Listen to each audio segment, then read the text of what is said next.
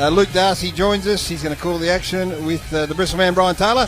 Duke, welcome. I'm not flat. I'm up. I'm always up to be on a Friday night. And the first, well, that helps. But the first hour needs a lift. That was in disarray. A little harsh on Adam Snyder, I thought, just going into the break. Bristol, maybe premiership player and a speech. 220 game player. I thought maybe that was a little bit over the top. Not in the same sort of atmosphere as the one Jason Dunstall. Very few are in the same atmosphere as the Chief. Let's be honest. That is rare. You branded him something at Darn's night. Rarefied.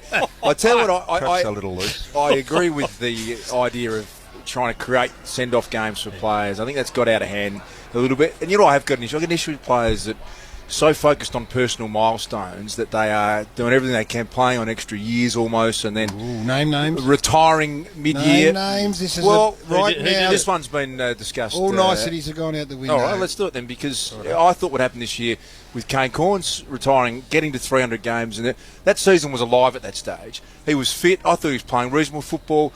He's got an opportunity to be a tagger heading towards the final series. And look, I know the story will be about him and the five.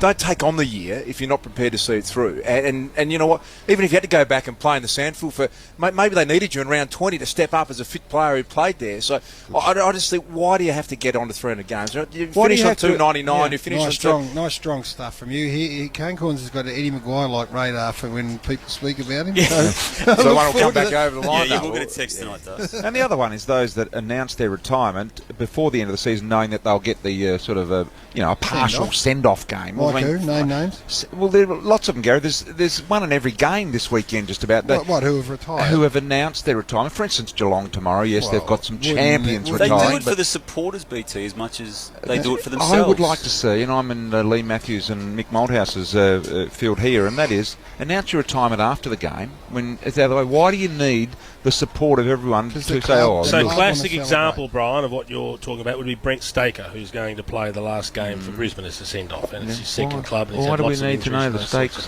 going?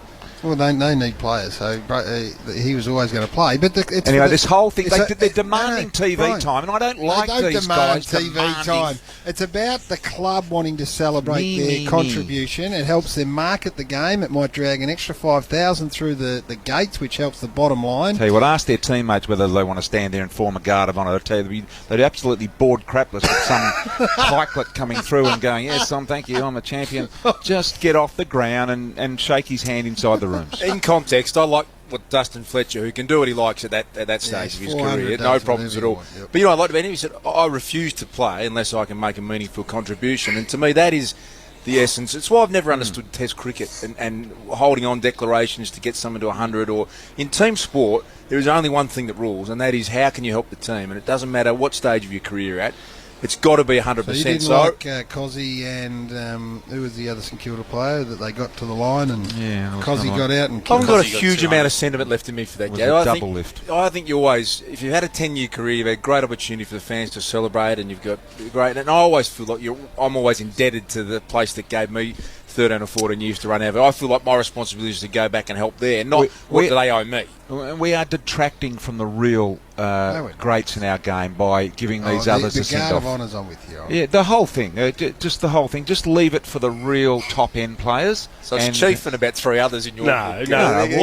What milestones, Brian, what milestones should you get personal banners for? It's huge. Personal banners? Yeah, before the game as they run out. I'll accept a 200 without kids. Yep. And then the 250 you might be able to bring on a kiddie.